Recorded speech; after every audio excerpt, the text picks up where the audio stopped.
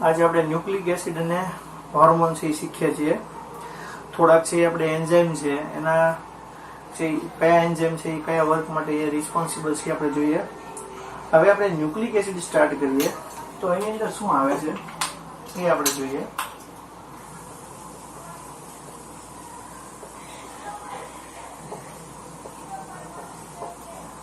Nucleic acid, every generation of each and every species, એટલે દરેક generation હોય એની inch અને એવરી સ્પીસીસ હોય એ રિઝેમ્બલ્સ હોય એ પોતાના પ્રાચીન એટલે એન્સેન્ટર, બરાબર, એન્શિયન્ટ એટલે એન્સેન્ટર પ્રાચીન હોય એનાથી એ કેવું હોય રિઝેમ્બલ્સ હશે. બીજું કે એક જનરેશનમાંથી બીજી જનરેશનની અંદર જે ચેન્જ આવતો હોય એ બધા છે એ આપણા કોના કારણે છે એમ કહેવાય કે એ ટ્રાન્સમિટેડ થાય. દરેક 1 by 1 જનરેશન હોય એક જનરેશનમાંથી બીજી જનરેશનમાં એ ટ્રાન્સમિટ થશે અને એ આપણામાં જોવા મળશે. તો એનું મેઇન રીઝન છે એ ક્રોમોઝોમ છે, બરાબર. સો એ બધું છે એને આપણે હેરેડિટી કહીએ છીએ અને હેરેડિટી છે એ કોના કારણે છે? ક્રોમોઝોમના કારણે છે. અને આ જે ક્રોમોઝોમ છે એ આપણા માટે પ્રોટીન અને ન્યુક્લિક એસિડ છે એના બનેલા હોય, બરાબર. સો એવરી જનરેશનમાં each and every species are resembles to ancestors and one generation હોય એમાંથી ટ્રાન્સમિટ થાય અને ઈ સેલમાં આવે. સો ઈ one generation to other generation આવે એને આપણે કોલ્ડ હેરિડિટી કહીએ. અને જે હેરિડિટી હોય એ જનરલી છે એ ક્રોમોઝોમને કારણે હોય. ક્રોમોઝોમ છે આપણા રંગસૂત્રો છે ક્રોમોઝોમ્સ. એ ક્રોમોઝોમ છે પ્રોટીન એન્ડ ન્યુક્લિક એસિડના બનેલા હોય. આવું ન્યુક્લિક એસિડ છે એની અંદર ડીએનએ ઓર આરએનએ આવે. તો ડીએનએ એન્ડ આરએનએ છે એ આપણા માટે આવશે. સો ડીએનએ છે એ ડીઓક્સી રિબોન્યુક્લિક એસિડ છે અને આરએનએ છે એ આપણા માટે રિબોન્યુક્લિક એસિડ છે. તો ડીઓક્સી રિબોન્યુક્લિક એસિડ એન્ડ છે એ ribonucleic acid, deoxyribonucleic acid and ribonucleic acid. હવે એમાં આપણે ન્યુક્લિક એસિડ છે એ લર્ન કરવું હોય તો જનરલી કેવું હોય કે આ જે ડીએનએ હોય કે આરએનએ હોય ન્યુક્લિક એસિડ્સ હોય એના ઉપર વર્ક છે એ generally JD Watson and HC ક્રિકે એક્સરે સ્પેક્ટ્રમ છે એનાથી ડીએનએ છે એનું આલ્ફા હેલિક્સ સ્ટ્રક્ચર છે એ પ્રૂવ કર્યું હતું, બરાબર. આ સેકન્ડરી સ્ટ્રક્ચર છે, આ પ્રાઇમરી સ્ટ્રક્ચર હોય આરએનએ. આ આપણા માટે એમ કહેવાય કે સેલના સેન્ટરમાં આવેલું હોય. આ છે એ આપણે એની માટે જે સેલ પ્લાઝમા હોય એની અંદર આવેલું હોય. સો ડીએનએ છે એનું સ્ટ્રક્ચર કે આરએનએ છે એ આપણે ન્યુક્લિક એસિડના ફોર્મમાં જોવું હોય તો એ ન્યુક્લિક એસિડ છે એનું જ્યારે આપણે હાઇડ્રોલિસિસ કરીએ, બરાબર, તો એમાંથી આપણને શું થાય? ન્યુક્લિક એસિડ છે એનું આપણે શું કરીએ? હાઇડ્રોલિસિસ છે એ ન્યુક્લિક એસિડનું આપણે કરીએ. સો હાઇડ્રોલિસિસ ઓફ ન્યુક્લિક એસિડ છે એ આપણે કરીએ તો આપણને એમાંથી પેન્ટોઝ શુગર મળે. સો એ પેન્ટોઝ શુગર છે આપણને મળશે. ફોસ્ફેટ ગ્રુપ મળે તો એ ફોસ્ફોરિક એસિડના ફોર્મમાં હોય. ઓર આપણને મળશે nitrogen base. So A nitrogen base, phosphoric acid and pentose sugar મળે. સો એ પેન્ટોઝ શુગર છે એ કયા ટાઈપનું હોય? સો એમાં એવું હોય કે આ આપણી માટે ટોટલ અહીંયા આવી રીતે હશે 1, 2, 3, 4 અને 5. 5 ઉપર હશે CH2OH, અહીંયા છે HOH, અહીંયા છે HOH, અહીંયા છે HOH અને અહીંયા છે H. હવે અહીંયા જો બીજા સેકન્ડ પોઝિશનનો જે કાર્બન હોય ત્યાં OH હોય તો આપણે એને રિબોઝ શુગર કહીએ. આપણે એને બોલાય રિબોઝ શુગર. બધા સેકન્ડ પોઝિશનનો જે કાર્બન હોય ત્યાંથી ઓક્સિજન જે નીકળી જાય તો આપણે એને બોલાય 2-deoxy રિબોઝ શુગર કહેવાય. તો આપણે એને અત્યારે બોલાય 2-deoxy રિબોઝ શુગર કહેવાય. એટલે 2-deoxy રિબોઝ શુગર થાય ને રિબોઝ શુગર થાય. ઓકે, તો એક રિબોઝ શુગર થશે ને એક છે 2-deoxy રિબોઝ શુગર થશે. પેન્ટોઝ શુગર, ફોસ્ફોરિક એસિડ અને નાઇટ્રોજન બેઝ. હવે હું તમને જનરલી એમાં ડિટેલમાં સમજાવું એ પહેલા આપણે જોઈએ કે નાઇટ્રોજન બેઝ શું છે, આની કઈ રીતે હોય. તો નાઇટ્રોજન બેઝ છે એ બે ટાઈપના હોય. એક છે એ પ્યુરિન ટાઈપનો હોય એક છે એ પિરિમિડિન ટાઈપનો હોય, પ્યુરિન ટાઈપના હોય એમાં AG આવે, અને પિરિમિડિન ટાઈપના હોય એમાં CUT આવે. આમાં શું હોય, બાયસાયક્લિક હોય, અને આમાં છે એ એસાયક્લિક હોય. ઓકે, આ બધા MCQ છે. એ છે એનું નામ હશે એ આપણા માટે એડેનાઇન આવશે. G છે તો એનું નામ આવશે આપણા માટે ગ્વાનાઇન આવશે, ગ્વાનિન આવશે. C હશે તો આપણા માટે સાઇટોસિન આવશે. U હશે તો આપણા માટે યુરેસિલ આવશે, અને આ હશે તો આપણા માટે આવશે થાઇમિન આવશે. તો એડેનાઇન, ગ્વાનાઇન, સાઇટોસિન, યુરેસિલ ઓર થાઇમિન આવી રીતે આવશે. તો એડેનિન, ગ્વાનિન, સાઇટોસિન, યુરેસિલ અને થાઇમિન છે એ આપણે માટે આવશે. હવે બીજી વાત કરું તમને આમાં, તો AgCUT છે. આ બધા આપણા માટે પ્યુરિન અને પિરિમિડિન બેઝ છે, નાઇટ્રોજન બેઝ છે. એમાં કેવું હોય કે DNA હોય, સો DNA હોય એની અંદર AG અને CT હોય, પણ U છે એ ન હોય, યુરેસિલ ન હોય. એવી રીતે RNA હોય, એની અંદર AG ઓર CU હોય, પણ એમાં T નહીં હોય.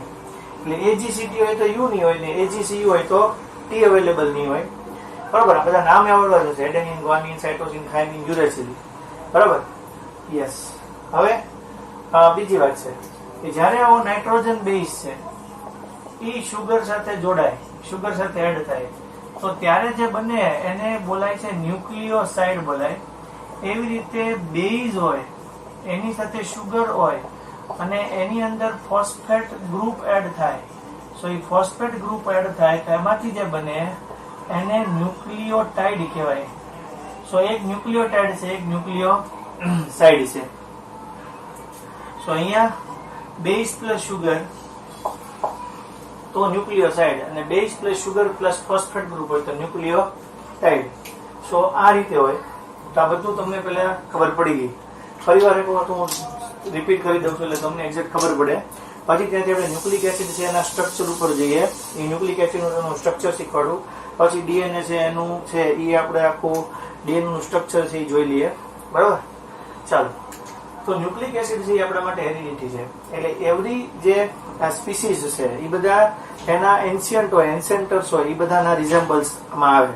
પછી one generation two next generation હોય એની અંદર છે એ આ બધા ટ્રાન્સમિટ થાય. બરાબર, જે કેરેક્ટર્સ હોય બધા ટ્રાન્સમિટ થશે. એ ટ્રાન્સમિટ થાય અને આપણે એને હેરિડિટી કહીએ. હેરિડિટી છે એ ક્રોમોઝોમને કારણે છે. ક્રોમોઝોમ છે એ પ્રોટીન અને ન્યુક્લિક એસિડના બનેલા હોય, અને મેઇન ન્યુક્લિક એસિડમાં છે ડીઓક્સી રિબોન્યુક્લિક એસિડ અને રિબોન્યુક્લિક એસિડ. ડીઓક્સી આમાંથી કટ કરો એટલે આનું નામ થાય RNA. આ છે એ મેં તમને કીધું સેલના સેન્ટરમાં હોય, અને આ છે એ સેલ પ્લાઝમા, આ આપણે બ્લડ પ્લાઝમામાં છે. ઓકે, બીજું કે જ્યારે તમે ન્યુક્લિક એસિડનું હાઇડ્રોલિસિસ કરો એટલે તમને પેન્ટોઝ શુગર મળે. એ પેન્ટોઝ શુગર એટલે આ, બરાબર. ફોસ્ફોરિક એસિડ છે એમાં ફોસ્ફેટ ગ્રુપ આવશે અને નાઇટ્રોજન બેઝ આવશે. નાઇટ્રોજન બેઝ હોય તો બે ટાઈપના નાઇટ્રોજન બેઝ છે, પ્યુરિન ઓર પિરિમિડિન. પ્યુરિન હોય તો એ AG છે પણ એ બાયસાયક્લિક હોય, અને આ છે એક સાયક્લિક એટલે એ અસાયક્લિક હશે. આ બધાના નામ છે adenine, guanine, cytosine, thiamine, uracil. અને DNA હોય તો એમાં AgCT હોય પણ U અવેલેબલ ન હોય. RNA હોય તો એમાં AgCU હોય તો T અવેલેબલ ન હોય. બેઝ અને શુગરનું છે એ કમ્બાઈન થશે તો એમાંથી ન્યુક્લિયોસાઇડ બનશે, અને base sugar plus phosphate group add થાય તો એમાંથી આપણને શું મળે, ન્યુક્લિયોટાઇડ મળે. તો પેલા આટલું ક્લિયર થઈ ગયું. હવે આપણે ત્યાંથી આગળ જઈએ. ઓકે,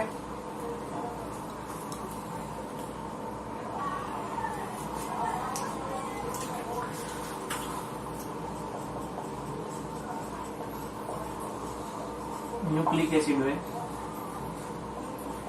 એમાં ફર્સ્ટ મેં તમને કીધું નાઇટ્રોજન બેઝ,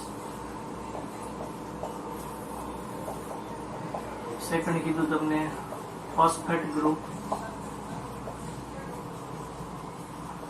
અને થર્ડ કીધું તમને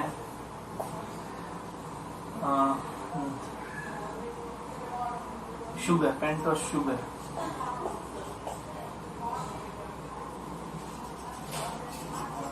હવે ન્યુક્લિક એસિડનું સ્ટ્રક્ચર તમને કીધું હોય તો તમારે આ રીતે લખવાનું હોય. એમાં પેન્ટોઝ શુગરમાં મેં તમને કીધું કે આ રીતે પેન્ટોઝ શુગર હશે. એમાં અહીંયા OH ગ્રુપ હશે સેકન્ડ પોઝિશન ઉપર, તો એ રિબોઝ થશે.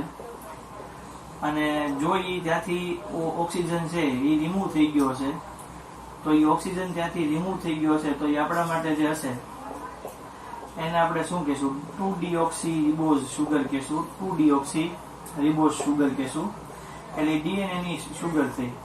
હવે ફોસ્ફેટ ગ્રુપ હોય તો એની અંદર ફોસ્ફોરિક એસિડ હોય. એટલે જનરલી આવું હોય, આ મારી માટે ફોસ્ફોરિક એસિડ છે તો એમાં 3OH હોય. એટલે ઓક્સિજન સાથે એડ થયેલો H હોય આપણી માટે એસિડિક હાઇડ્રોજન થાય. એટલે આમાંથી H રિમૂવ થાય, એટલે અહીંયાથી H નીકળે તો ત્યાં આપણી માટે O- આવે. અહીંયાથી H નીકળે તો અહીંયા O- આવે. અહીંયાથી H નીકળે તો અહીંયા O- આવે. તો PO4- થઈ ગયું. તો આપણી માટે ફોસ્ફેટ ગ્રુપ એટલે PO4- થાય. ઓકે, નાઇટ્રોજન બેઝ છે આપણે ભણી ગયા હમણાં. AG અને શું આવશે? CUT આવશે. એડેનિન, ગ્વાનિન, સાઇટોસિન, યુરેસિલ ઓર થાઇમિન આવશે. હવે આગળ થઈ તમને થોડું ડિટેલમાં લઈ જાઓ કે આ આપણા માટે એક નાઇટ્રોજન બેઝ, આપણી માટે એક બેઝ છે, સોરી આપણી માટે એક સુગર છે, પેન્ટોઝ સુગર. એમાં first carbon, second carbon, third, fourth અને ફિફ્થ કાર્બન થી 12 હશે. અને ફિફ્થ પોઝિશન હોય ને ત્યાં આગળ ફોસ્ફેટ ગ્રુપ એડ થયેલું હોય. એટલે કઈ પોઝિશનમાં ફોસ્ફેટ ગ્રુપ એડ થયેલું હોય તો ફિફ્થ પોઝિશન હોય. ફર્સ્ટ પોઝિશન હશે તો ત્યાં આગળ આપણા માટે શું હશે? નાઇટ્રોજન બેઝ હશે. હવે આપણે નાઇટ્રોજન બેઝ હોય ને આમ પ્યુરિન હોય તો એને આમ છે એ રિપ્રેઝન્ટ કરશું કે પ્યુરિન હોય તો આવી રીતે હશે અને પિરિમિડિન હશે તો આવી રીતે હશે. તો પ્યુરિન હશે તો આપણે આને આવી રીતે લખશું, પિરિમિડિન હશે તો એને આવી રીતે લખશું. બરોબર, આપણે બનાવ્યું, આપણે આવી રીતે યાદ રાખવું એમ. તો આ છે આપણી માટે, ધારો કે પ્યુરિન હશે તો એ A ઓર G માંથી હશે, નહીતર આ CUT આમાંથી હશે. એટલે આ આપણી માટે A છે ધારો કે. તો આ શું થઈ ગયું આપણી માટે? અહીંયા D લખું છું એટલે ડીઓક્સી રિબોઝ સુગર છે એમ કહેવાય. તો આ આપણી માટે શું થયું? સુગર થઈ. તો આ આપણી માટે સુગર છે, પ્લસ આપણી માટે નાઇટ્રોજન બેઝ છે, પ્લસ આપણી માટે ફોસ્ફેટ છે. બરાબર, તો ફોસ્ફેટ, નાઇટ્રોજન બેઝ અને સુગર એટલે આ ન્યુક્લિયોટાઇડ થઈ ગયું. અને ખાલી બેઝ પ્લસ સુગર હોય તો એ ન્યુક્લિયોસાઇડ થાય. હવે એની સાથે A હોય તો એની સાથે T જોડાય. A હોય તો એની સાથે કોણ જોડાશે? T. હવે આવું હોય કે A always linked to T. Purine always pyrimidine સાથે જોડાય. તો પ્યુરિન ઓલવેઝ પિરિમિડિન સાથે જોડાય તો એ વીક હાઇડ્રોજન બોન્ડ થી જોડાય. વીક હાઇડ્રોજન બોન્ડ હોય, એ વીક હાઇડ્રોજન બોન્ડ હોય એનાથી છે ને પ્યુરિન પિરિમિડિન સાથે જોઈન્ટ થાય. સો A હોય એ always joint to T. So A છે એ ઓલવેઝ T સાથે જોડાશે. આવો આપણા બોડીની અંદર બધામાં ઓર્ડર ફિક્સ હોય, પણ બધામાં કોઈ જગ્યાએ ચેન થી અલગ થઈ ગઈ હોય, એટલે આપણે બધા ડિફરન્ટ થઈ ગયા. બરાબર, સો A છે એ always joint to T, two weak hydrogen bond. એટલે આવો પણ ક્વેશ્ચન પૂછાય કે A છે એ T સાથે કેટલા હાઇડ્રોજન બોન્ડ થી જોડાય? તો એ 2 હાઇડ્રોજન બોન્ડ થી. ઓર G છે એ ઓલવેઝ C સાથે જોડાય 3 હાઇડ્રોજન બોન્ડ થી. એટલે જો આ છે એ 2 હાઇડ્રોજન બોન્ડ થી જોડાય, આ છે 3 હાઇડ્રોજન બોન્ડ થી જોડાય. હવે આ 1 ન્યુક્લિયોટાઇડ હતો, એની સાથે આપણે આવી રીતે 1, 2, 3, 4 અને 5 આ જે જોઈન્ટ થાય એ ઊંધો જોઈન્ટ થાય. બરાબર, તો આ આપણી માટે ડીઓક્સી રિબોઝ સુગર જ છે. આ 1 સાથે નાઇટ્રોજન બેઝ, 5 સાથે ફોસ્ફેટ ગ્રુપ. તો આ આપણી માટે ન્યુક્લિયોટાઇડ છે એની શું થઈ? એક જોડ થઈ, પેર થઈ. એમાં સ્ટાર્ટ ક્યાંથી થયું? 5 થી સ્ટાર્ટ થયું. તો અહીંયા ક્યાંથી સ્ટાર્ટ થયું કહેવાય? 3 થી, કારણ કે જોઈન્ટ તો થયેલું જ છે. હવે આવી રીતે શું થાય કે બીજો આવી રીતે આપણી માટે આવે, આ ડીઓક્સી રિબોઝ સુગર છે, સમજો કે આ G છે, એ C સાથે જોઈન્ટ થાય, આવી રીતે હશે. આ ફોસ્ફેટ ગ્રુપ હશે, આ આપણી માટે ફોસ્ફેટ ગ્રુપ છે. તો આ આપણી માટે શું થયું? ન્યુક્લિયોટાઇડ ની પેર થઈ. સો 2 ન્યુક્લિયોટાઇડ ની પેર હોય એ એકબીજા સાથે, 3 હોય એ ઓલવેઝ 5 સાથે જોડાય, 5 હોય તો એ અહીંયા 1, 2 અને 3 સાથે જોઈન્ટ થાય. So 3 always joint to phosphate group અને 5 હોય તો એ પાછો અહીંયા જોઈન્ટ ટુ 3. આવી રીતે હશે. એટલે આવી પાછી બીજી કોઈ પણ ગ્રુપની શર્કરા હશે એટલે સુગર હશે, એ પણ આવી રીતે જોઈન્ટ થશે. A T સાથે જોઈન્ટ થાય, આવી રીતે હશે. આ ફોસ્ફેટ ગ્રુપ, આ ફોસ્ફેટ ગ્રુપ આવી રીતે જોઈન્ટ થશે, અહીંયા જોઈન્ટ થશે. તો ઓલવેઝ 5 હશે, 1, 2, 3, 4, 1, 2, 3, 4 અને 5. સો 5 હશે અને 3 હશે, તો 5 અને 3 નો છેડો હશે. એવી રીતે અહીંયા 3 અને 5 નો છેડો હશે. એટલે આ જે છે એ 5 અને 3 નો છેડો થયો, અહીંયા 3 અને 5 નો છેડો થાય. આવો પણ ક્વેશ્ચન પૂછાય છે, એટલે જ કરાયો છે કે અહીંયા સ્ટાર્ટ 5 થાય પણ એન્ડ 3 થાય. તો સામે 3 સ્ટાર્ટ થાય તો 5 એન્ડ થાય. અને આ જે 3 થી 5 અથવા 3 થી 5, અહીંયા 5 to 3 જે જોડાય એને બોલાય ફોસ્ફોડાયએસ્ટર બોન્ડ. અને આને બોલાય ફોસ્ફોડાયએસ્ટર બોન્ડ થી ન્યુક્લિયોટાઇડની પેર એકબીજા સાથે લિંક થાય. ઓકે, સો હવે હું તમને જે ડીએનએ ની અંદર આવું બતાવું છું. તો આટલું તમારા માટે ક્લિયર થઈ ગયું છે. સો હવે ત્યાંથી આપણે આગળ જે ડીએનએ છે એનું આલ્ફા હેલિક્સ સ્ટ્રક્ચર છે એ આપણે જોઈએ તો એ કઈ રીતે છે જુઓ, તમે ધ્યાન આપો. સો અહીંયા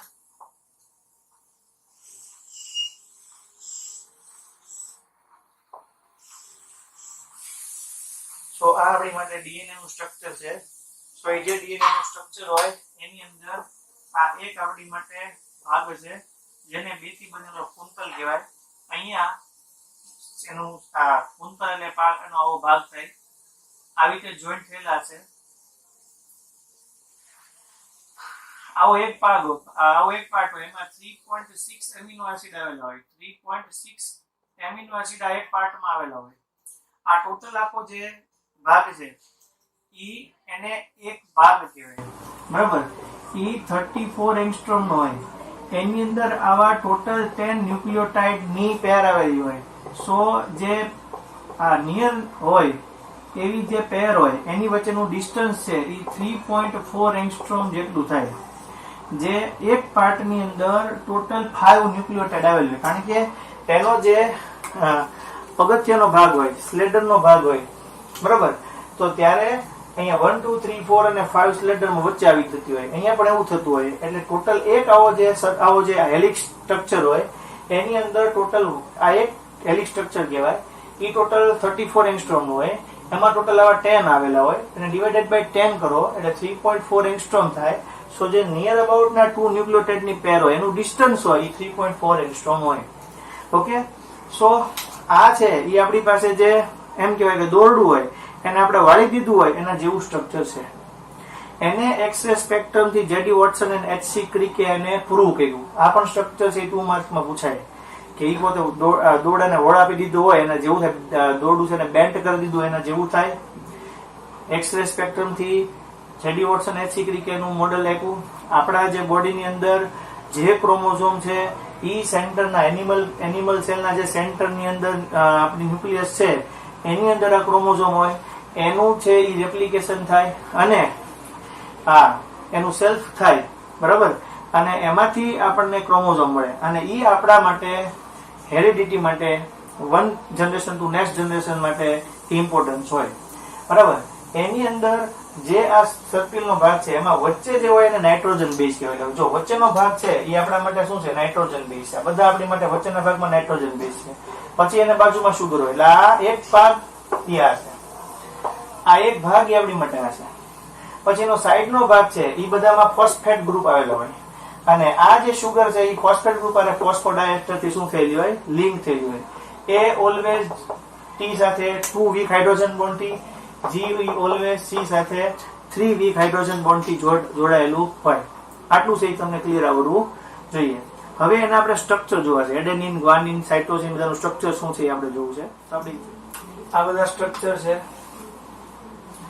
જે આપણને આવડવા જ જોઈએ. આ બધાની હેલ્થી તમારે દેવી જ જોઈએ એવું જ છે. જો આ રિબોઝ શુગર છે 1 2 3 4 અને 5 એટલે 5 બહાર હોય એટલે જ અહીંયા ફોસ્ફેટ ગ્રુપ એડ થાય.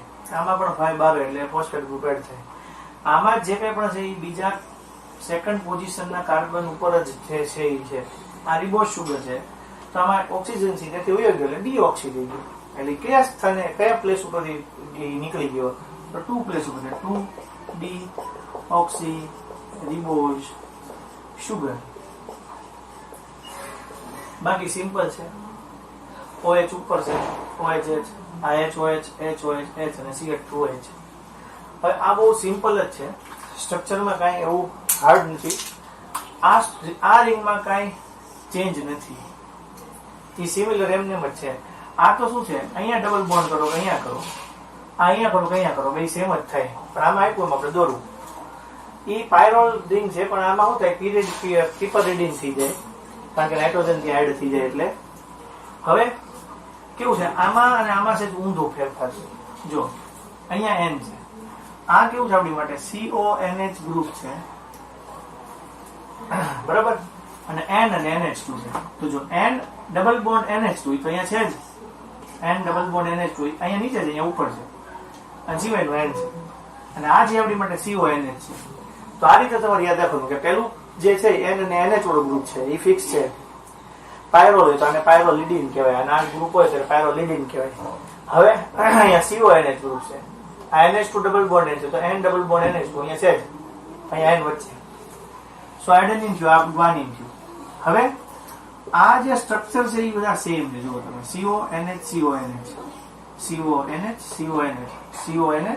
CONH બરાબર. આ સ્ટ્રક્ચર ના સ્ટ્રક્ચરમાં ખાલી એક જ ફેર છે કે અહીંયા રિપ્લેસ થઈને મિથાઇલ ગ્રુપ છે, અહીંયા મિથાઇલ ગ્રુપ નથી. આ યુરેસિલ છે તો આનો થાઇમિન ભાગ કહેવાય. અહીંયા CONH ગ્રુપ છે, અહીંયા N ડબલ બોન્ડ NH2 અને જેમ N double bond NH2 cytosine થયું. ઓકે, સો આ રીતે તમારે યાદ રાખવાના, 5 ટાઈમ્સ લખીને તૈયાર કરવાનું થાય, એ કરવું જ પડે.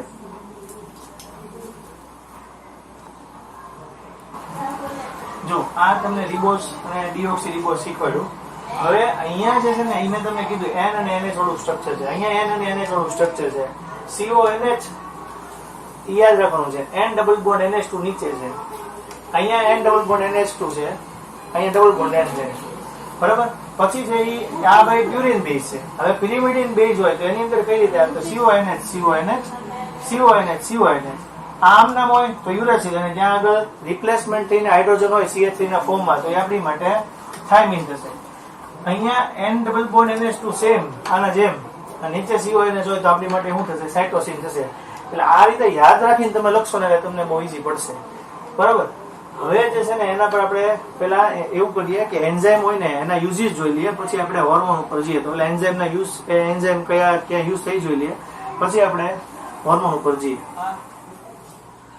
હોર્મોનનો તમારો આખો વિડીયો બનાવેલો હતો, પણ એ હવે કોઈ કારણોસર મૂવ ન થઈને આખો ડિલીટ થઈ ગયો. એટલે હોર્મોન છે ને એ આપણે થોડુંક ઊંધેથી લર્ન કરવું પડશે. તો એ હોર્મોન છે એ આપણા માટે બાયો મોલેક્યુલ્સ કમ્પાઉન્ડ જ છે. સો હોર્મોન છે આપણા માટે બાયોમોલેક્યુલ્સ કમ્પાઉન્ડ છે. બીજું કે એ પોતે બ્લડ કેપિલરી થ્રુ છે એ પાસ આઉટ નથી થતા. આપણા બોડીની અંદર લેસ એમાઉન્ટની અંદર જનરેટ થાય. કાર્બોહાઈડ્રેટ કે લિપિડની જેમ સ્ટોર નથી થતા, બરોબર. એ કાર્બોહાઈડ્રેટ, લિપિડ, પ્રોટીન હોય એની જેમ સ્ટોર નથી થતા, અને કોઈ એક જગ્યાએ છે એ રિલીઝ થશે અને કોઈ એક જગ્યાએ એની ઇફેક્ટ થશે. આ ટાઈપના બધા હોર્મોન્સ હોય. હોર્મોન્સ છે એના ટાઈપ છે 3: steroid, peptide and amine hormone. So એમાંથી આપણે પેપ્ટાઇડ હોર્મોન ને એમાઇન હોર્મોન છે એ જોવું છે. તો ફર્સ્ટ હોર્મોન છે એ one type of biomolecules compound. એ પોતે બ્લડ કેપિલરીઝ છે એમાંથી નથી પાસ આઉટ થતા, એની માટે બ્લડ કેપિલરીઝ છે એ અવેલેબલ હોતી નથી.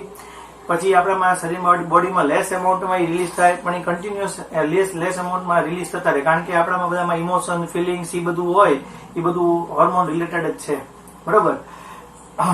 બીજું કે એ હોર્મોન્સ એના ટોટલ 3 ટાઈપ છે: સ્ટીરોઇડ હોર્મોન છે, પેપ્ટાઇડ અને એમાઇન હોર્મોન. તો આપણે પેલા સ્ટીરોઇડ અને બદલે પેપ્ટાઇડ અને એમાઇન હોર્મોન છે એ જોઈએ છીએ. તો આપણા માટે પેપ્ટાઇડ હોર્મોન છે એમાં ઓક્સિટોસિન, વાસોપ્રેસિન, એન્જીઓટેસિન 2 ટ્યુબ્સ એટલે બ્લડ કેપિલરીઝ હોય બધી, બરાબર. ઇન્સ્યુલિન. સો ઓક્સિટોસિન છે એનું શું મેઇન વર્ક છે? ઓક્સિટોસિન નું વર્ક જે છે એ આપણા માટે છે જ્યારે ફિમેલ ની અંદર ડિલિવરી છે, એની ડિલિવરી છે એ જયારે થાય ત્યારે એ જે યુટેરિન હોય, બરાબર, એનું કોન્ટ્રાક્શન થાય જયારે ચાઇલ્ડ નો બર્થ થાય ત્યારે, બરાબર. સો એની માટે ઓક્સિટોસિન વર્ક કરે. અને મેમલ્સ હોય એની અંદર જે મેમલ્સ ગ્રંથિ હોય, બરાબર, ગ્લેન્ડ હોય, એમાંથી રિલીઝ કરે મિલ્કને, એટલે release milk from a mammary glands. So oxytocin work છે 2 વર્ક્સ છે. યુટેરિન નું જયારે કોન્ટ્રાક્શન થાય after birth of a child, અને release milk in mammary gland or glands. બરાબર. વેસોપ્રેસિન છે એ ડાયાબિટીક પેશન્ટ હોય, એમાં જનરલી શું થાય કે વોટર છે એની સાથે ગ્લુકોઝ છે એ યુરિન વાટે બહાર આવતું હોય, સો એનું શું કરે એ કંટ્રોલ કરે. તો અહીંયા લખ્યું છે કે control the formation of complete absorption of water in kidneys. So એ કિડનીની અંદર જે ફરી વખત એનું એબ્સોર્પ્શન થતું હોય, રી એબ્સોર્પ્શન થતું હોય ત્યારે એનું એ કંટ્રોલ કરે. બરાબર. એ વેસો કન્સ્ટ્રિક્ટર તરીકે બિહેવ કરે અને આ વર્ક કરે. પછી એન્જીઓટેન્સિન 2 બ્લડ પ્લાઝમામાં. સો એ બ્લડ પ્લાઝમામાં શું કામ કરે કે જ્યારે હાઈ બ્લડ પ્રેશર થાય ત્યારે એ contraction of blood with pronounced blood pressure, so એની માટે વર્ક કરતો હોય બ્લડ પ્લાઝમાની અંદર કે જ્યારે હાઈ બ્લડ પ્રેશર થાય ત્યારે એને સંકોચે કોન્ટ્રાક્ટ કરે. ઇન્સ્યુલિન છે આપણી પેનક્રિયાસ ગ્લેન્ડમાં હોય, સો એ શું કરે ગ્લુકોઝનું લેવલ છે બ્લડની અંદર છે એ મેન્ટેન કરવાનું કામ કરે. Maintain glucose level in blood or regulate glucose metabolism. So કેટલા થયા ઓક્સિટોસિન યુટેરિન માટે કોન્ટ્રાક્શન માટે અને રિલીઝ મિલ્ક માટે આવ્યું. વેસોપ્રેસિન આવ્યું એ આપણા માટે કિડનીની અંદર છે એ જયારે રીએબ્સોર્પ્શન થાય બરોબર વોટરનું ત્યારે ગ્લુકોઝ લેવલનું ત્યારે એની માટે જરૂરી થયું. બ્લડ પ્લાઝમામાં એન્જીઓટેન્સિન 2 કેપિલરી વાટે ટ્યુબ્સ વાટે, સો એનું કામ આવ્યું કે જયારે હાઈ બ્લડ પ્રેશર થાય ત્યારે એ કોન્ટ્રાક્શન ઓફ બ્લડ કરે. અને પેનક્રિયાસ હોય એ regular glucose metabolism and maintain glucose level in blood. Adrenaline છે એ એમાઇન હોર્મોન છે. એ ફર્સ્ટ એવો હોર્મોન છે કે જેને આપણે આઇસોલેટેડ કર્યો હતો. બરાબર. તો એ એક્ઝામમાં પૂછાઈ શકે. એ એડ્રીનલ ગ્લેન્ડમાં આવેલો હોય. Amine compound prepare animal and humans for emergency. એટલે આપણને ઇમરજન્સી એવું આવતું કે આગળ પણ લડો યા ભાગો, એટલે એવી જે ઇમરજન્સી સિચ્યુએશન ક્રિએટ થાય બરાબર જનરલ લાઈફમાં ત્યારે એની માટે એ જરૂરી હોય. આપણા જે લીવર હોય એની અંદર ગ્લાયકોજન જમા થયું હોય બરાબર, એ ડિપોઝિટ થયું. ગ્લાયકોજનને કન્વર્ટ કરે ગ્લુકોઝમાં અને ફેટી એસિડને કન્વર્ટ કરે, ફેટમાંથી ફેટી એસિડને કન્વર્ટ કરે. એટલે જ એનો મેઇન યુઝ છે એ મેડિસિન માટે થાય. એટલે એ મેડિસિન માટે વેરી પ્રિશિયસ હોર્મોન્સ છે બરાબર. થાઇરોક્સિન જે આપણે થાઇરોઇડ ગ્લેન્ડમાં હોય, જે કાર્બોહાઈડ્રેટ પ્રોટીન લિપિડ હોય એને મેટાબોલાઇઝ કરે આપણા બોડીની અંદર, metabolize and control carbohydrate protein and lipid. So આ આપણા માટે હોર્મોન છે એ આપણને યાદ રહેવા જોઈએ.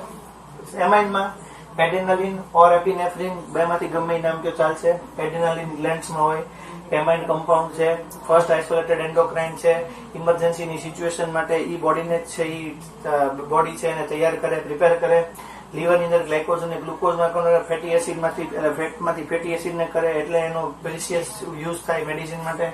થાઇરોક્સિન થાઇરોઇડ ગ્લેન્ડમાં આવેલો હોય, એ આપણા માટે મેટાબોલાઇઝ કાર્બોહાઈડ્રેટ પ્રોટીન એન્ડ લિપિડ્સ. હવે આવે છે આપણે એ આગળ જે છે એ પ્રાઇમરી હોર્મોન છે એ બરાબર એ આપણે જોઈએ છે સ્ટીરોઇડ હોર્મોન છે એ આપણે ચેક કરીએ.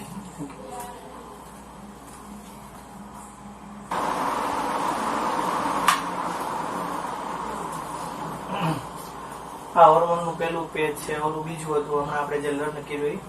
હોર્મોન્સ છે એ બાયોમોલેક્યુલ છે, મેં તમને કીધું. પ્રોડ્યુસ ફ્રોમ ટ્યુબલેસ ગ્લેન્ડ્સ, એટલે ટ્યુબ વગરની ગ્રંથિઓ છે. reaches different part of the body through blood. It regulates various metabolic action required in very small quantities. Unlike fat and carbohydrate, it is not stored in the body. એટલે આ carbohydrate અને ફેટની જેમ બોડીમાં store નથી થતું અને it is constant release in a small quantities. So આ hormone છે એ મેં તમને આગળ હમણાં કીધું જ છે કે એ પોતે બાયોમોલેક્યુલ્સ છે, એ પોતે ટ્યુબલેસ ગ્લેન્ડમાંથી બહાર આવે છે. Different part of the body છે એમાં બ્લડ દ્વારા જાય છે અને એ વેરિયસ મેટાબોલિક એક્શન છે એ કરે છે અને required in very small quantity બ્લડની અંદર. હવે સ્ટીરોઇડ હોર્મોન ટોટલ ટાઈપ છે એ 3 ટાઈપ છે. ફર્સ્ટ સ્ટીરોઇડ હોર્મોન, સેકન્ડ આપણે હમણાં જોઈ ગયા પેપ્ટાઇડ અને એમાઇન. પેપ્ટાઇડ અને થર્ડ છે એ આપણે જોયું હતું એમાઇન હોર્મોન. એટલે ટોટલ 3 ટાઈપ છે. એમાંથી આ ફર્સ્ટ છે એ સ્ટીરોઇડ હોર્મોન. સ્ટીરોઇડમાં સેક્સ હોર્મોન છે. ફર્સ્ટ આપણને ખબર છે ટેસ્ટોસ્ટેરોન આવે, એન્ડ્રોસ્ટેરોન આવે, પ્રોજેસ્ટેરોન આવે. તો બસ આ 3 જ છે. સો પેલું છે એન્ડ્રોજન્સ, એમાં ટેસ્ટોસ્ટેરોન આવે. એ ટેસ્ટિક્યુલર સેક એટલે આ જે મેલ હોય એની અંદર જે ટેસ્ટિક્યુલર સેક હોય એની અંદર હોય અને એ control the male normal growth and development. So એ આપણા બોડીની અંદર આપણો જે વોકલ કોર્ડ હોય એના માટે, બાકીના બધા બોડીમાં જે ચેન્જીસ થાય એના માટે, બરાબર છે. આપણને જે દાઢી આવે, બરાબર છે, ઈ મૂછ આવે, દાઢી આવે, એ બધા માટે ઈ પોતે જવાબદાર છે, બરાબર. એસ્ટ્રોજન્સ છે, એમાં એસ્ટ્રોન, એસ્ટ્રોન ઓર એસ્ટ્રાડિયોલ, આપણા ઈ જે ફિમેલ હોય એની અંદર જે ઓવરી હોય એને રિલેટેડ છે. ઈ કંટ્રોલ્સ ફિમેલના સેક્સ અને નોર્મલ ડેવલપમેન્ટ માટે જવાબદાર હોય. એમાં કેવું હોય કે વોકલ કોર્ડ છે એનો શાર્પ થાય, બીજા બોડીની અંદર જે ચેન્જીસ આવે, બરાબર છે, એ બધા માટે જે રિસ્પોન્સિબલ છે એ આ હોર્મોન છે. પછી છે એ ગેસ્ટ્રોજન છે, એ આપણા માટે પ્રોજેસ્ટેરોન છે. એ કોર્પસ લ્યુટિયમ, જે ફેલોપિયન ટ્યુબ્સ હોય એની અંદર કોર્પસ લ્યુટિયમમાં જે એનું જે એગ હોય એની ઉપર જે આવરણ આવે એ કોર્પસ લ્યુટિયમ છે. એમાં control and maintain the pregnant mother, એટલે એ જે પ્રેગ્નન્ટ મધર હોય એની જે સિચ્યુએશન હોય એ ટાઈપની, એને કંટ્રોલ અને પ્રોટેક્ટ કરવા માટે એ રિસ્પોન્સિબલ છે. ઓકે, સો એ ફર્સ્ટ છે એ એન્ડ્રોજન એટલે ટેસ્ટોસ્ટેરોન છે, એ મેલ માટે. પછી એસ્ટ્રોજન છે, એમાં એસ્ટ્રોન, એસ્ટ્રોન અને એસ્ટ્રાડિયોલ આવે, એ ફિમેલ છે એની માટે, નોર્મલ ડેવલપમેન્ટ ને એના માટે. અને ગેસ્ટ્રોજન છે એ પ્રોજેસ્ટેરોન રિલેટેડ, કોર્પસ લ્યુટિયમ માટે, એ પ્રેગ્નેન્ટ મધર હોય એને મેન્ટેન કરે અને પ્રોટેક્ટ કરે, એની જે સિચ્યુએશન એ ટાઈમ હોય એ પ્રમાણે. એડિનલ ગ્લેન્ડ્સમાં કોર્ટિકોઇડ્સ હોય, કોર્ટિસોન, કોર્ટિકોસ્ટેરોન એન્ડ આલ્ડોસ્ટેરોન, બરાબર. એડિનલ એક્સટર્નલના, આ એડિનલ એક્સટર્નલના બધા હોર્મોન્સ છે, એ મેટાબોલાઇઝ કરે કાર્બોહાઈડ્રેટ, પ્રોટીન, લિપિડ, ઓર એ શું કરે બોડીની અંદર મિનરલ્સ છે એન્ડ સોલ્ટ હોય એટલે એ બધાનું લેવલ જાળવે, વોટર ને મિનરલ્સનું લેવલ જાળવે. તો આ બધા આપણા માટે હોર્મોન્સ છે એ પણ બહુ કામ કરતા છે, બરાબર. સો સેક્સ હોર્મોન ની અંદર કયા કયા? ટેસ્ટોસ્ટેરોન, એસ્ટ્રોજન્સ ની અંદર અને પ્રોજેસ્ટેરોન. તો એ પ્રોજેસ્ટેરોન અને ગેસ્ટ્રોજન નો ભાગ છે. એસ્ટ્રોજનના એસ્ટ્રોન, એસ્ટ્રોન, એસ્ટ્રાડિયોલ છે. એડિનલ ની અંદર કોર્ટિકોસ્ટેરોઇડ છે, કોર્ટિસોન છે અને આલ્ડોસ્ટેરોન છે. આ બધા નામ યાદ રાખવા એ આપણી માટે ઇમ્પોર્ટન્ટ છે, બરાબર. અને બીજો પાર્ટ તમને શીખવાડી દીધો. સો એ બે કમ્બાઈન થઈને બધા હોર્મોન્સ અને એનું વર્ક એ આપણે યાદ રાખવું પડે. હવે એન્ઝાઇમ નો પાર્ટ છે હું તમને કરાવું છું. તો એન્ઝાઇમ આપણે જોઈ લઈએ.